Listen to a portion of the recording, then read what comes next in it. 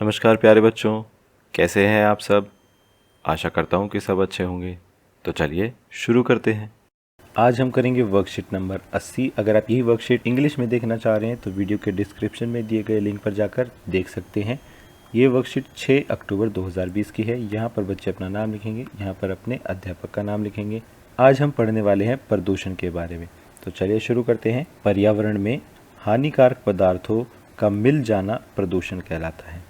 यानी प्रदूषण का क्या मतलब है कि जब हमारे पर्यावरण में हानिकारक पदार्थ यानी जो हमें या हमारे वातावरण को हानि पहुंचा सकते हैं, ऐसे पदार्थ, ऐसी चीज़ें जब मिल जाती हैं तो उसको हम क्या बोलते हैं?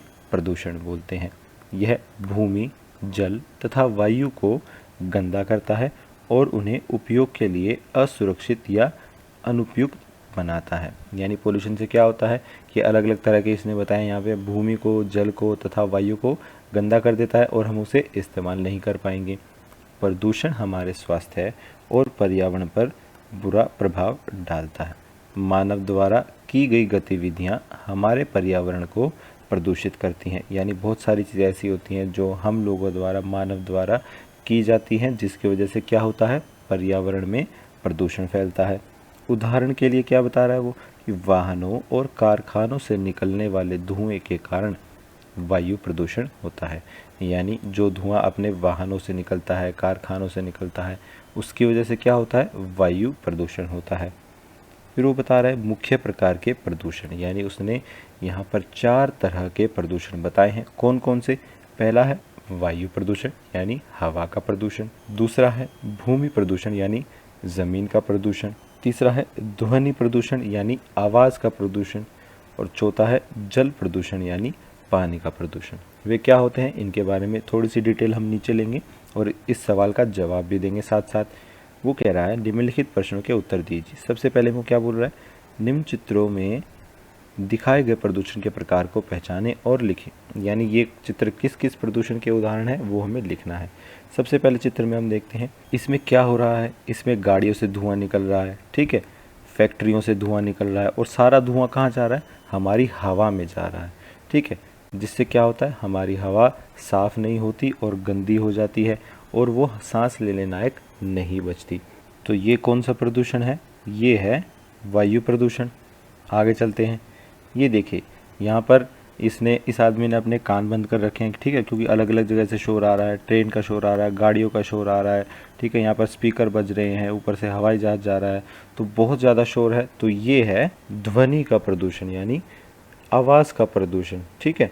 फिर आगे चलते हैं। ये देखिए यहाँ पर ये समंदर में क्या क्या फेंक रहे हैं? पानी की बोतलें फेंक रहे हैं, ठीक है, प्लास्टिक फेंक रहे हैं, कैन फेंक रहे हैं, अलग अलग डिब्बे फेंक रहे हैं। ये देखिए केमिकल फेंक रहे हैं, यहाँ से भी केमिकल आ रहा है। तो ये कौन सा प्रदूषण है? ये है जल प्रदूषण। चलिए आगे चलते हैं। ये देखिए इसमें क्या कर रहा है? इसमें एक कूड़े का ट्रक क्या कर रहा है? सारा कूड़ा ज़मीन में डाल रहा है, ठीक है। तो ये कौन सा प्रदूषण हुआ? ये हुआ भूमि प्रदूषण यानी ज़मीन का प्रदूषण। ज़मीन को गंदा कर रहे हैं ये सारा कूड़ा डाल के। चलिए अब हम अगले प्रश्न पर आते हैं। यहाँ पर वो कह रहा है नंबर 2 पर, अपने परिवार के सदस्यों के साथ दिल्ली में वायु प्रदूषण के कारणों पर चर्चा करें और इसे कम करने के कुछ तरीके खोजें। यानी यहाँ पर वो 2 चीज़ें पूछ रहा हमसे। एक तो कारण क्या है दिल्ली के वायु प्रदूषण के, और दूसरा इसको कम कैसे किया जा सकता है। चलिए पहले हम इनके कारणों के बारे में जानते हैं। दिल्ली में वायु प्रदूषण के कारण देखिए, सबसे पहला है अधिकारियों द्वारा सक्रिय निगरानी और प्रतिक्रिया का अभाव। यानी जो अधिकारी हैं उनको क्या करना चाहिए? उनको समय समय पर निगरानी रखनी चाहिए कि क्या पोल्यूशन है, कितना पोल्यूशन है, दिल्ली में कितना प्रदूषण फैल रहा है, किस समय कम होता है, किस समय ज़्यादा होता है। तो इन सारी चीज़ों का जो भी अधिकारी है उनको ध्यान रखना चाहिए और उसके हिसाब से कुछ प्रतिक्रिया करनी चाहिए। यानी कुछ ऐसे स्टेप्स उनको लेने चाहिए ताकि वो इस प्रदूषण को कम कर सकें। तो इनका क्या है? इनका अभाव है, इनकी कमी है। तो यानी अधिकारी ये काम नहीं कर रहे हैं, इसकी वजह से दिल्ली में वायु प्रदूषण बढ़ रहा है। दूसरा क्या है? अधिक जनसंख्या। यानी दिल्ली की जनसंख्या बहुत ही ज़्यादा है। यहाँ के एरिया के हिसाब से जितनी जगह दिल्ली में है उसके हिसाब से यहाँ जितने लोग रह रहे हैं वो बहुत ही ज़्यादा है।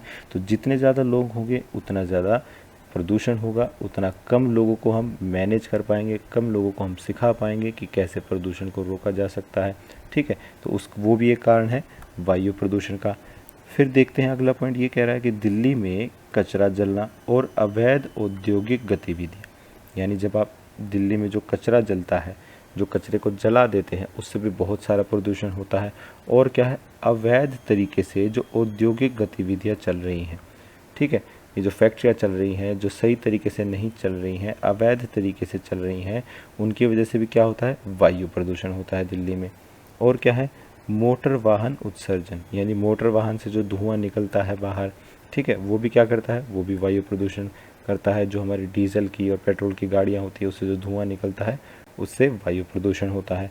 और एक पॉइंट यहाँ पर वो क्या बता रहा है कि निर्माण स्थलों से धूल, यानी जहाँ जहाँ पर निर्माण हो रहा है, जैसे कोई फैक्ट्री बन रही है, कोई घर बन रहा है, कोई मेट्रो स्टेशन बन रहा है, ठीक है, तो अलग अलग जगह जहाँ भी कोई भी निर्माण हो रहा है, वहाँ पे अगर आप ध्यान नहीं देंगे तो वहाँ से भी हानिकारक धूल उड़ती है हवा में, जो कि वायु प्रदूषण का कारण बनती है। आइए, अब हमने कुछ कारण तो देख लिए हैं, अब हम देखते हैं कि वायु प्रदूषण को कम कैसे किया जा सकता है। ये देखिए, वायु प्रदूषण कम करने के लिए कुछ उपाय यहाँ पर लिखे हैं। नंबर 1 पर लिखा है, जहाँ भी संभव हो प्रदूषण चौकियों और एंटी स्मोक टावर्स स्थापित करने चाहिए, यानी जहाँ भी हो सके हमें अलग अलग चौकियाँ बनानी चाहिए, ताकि हम प्रदूषण को क्या है, समय समय पर देख सकें कि आज कितना प्रदूषण है, कल कितना प्रदूषण है, कब बढ़ जाता है, कब घट जाता है। तो इस तरीके से हम क्या है, हम उस पर एक नज़र रख पाएंगे और ये देख पाएंगे कि किस समय हमें क्या करना चाहिए।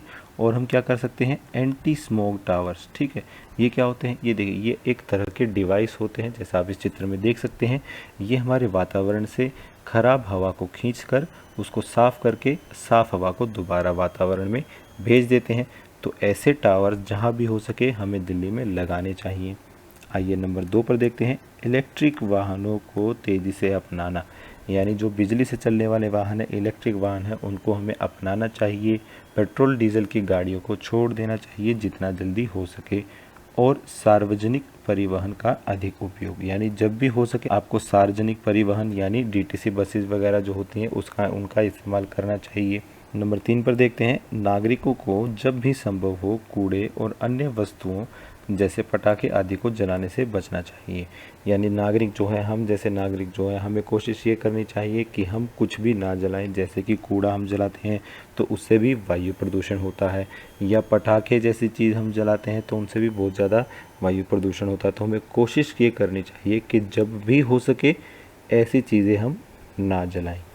फिर आते हैं नंबर 4 पर, ज़्यादा से ज़्यादा पेड़ लगाएं, यानी पेड़ जो है वो नेचुरली हवा को हमारी साफ़ करते हैं। तो हमें कोशिश ये करनी चाहिए सबसे पहले कि जितने ज़्यादा हो सके हम अपने आसपास उतने ज़्यादा पेड़ लगाएं। आज की क्लास यहीं ख़त्म होती है। अगर आपके कोई डाउट्स हैं तो आप नीचे कमेंट सेक्शन में पूछ सकते हैं। कल फिर मिलेंगे, कुछ नया सीखेंगे। तब तक के लिए थैंक यू एंड जय हिंद।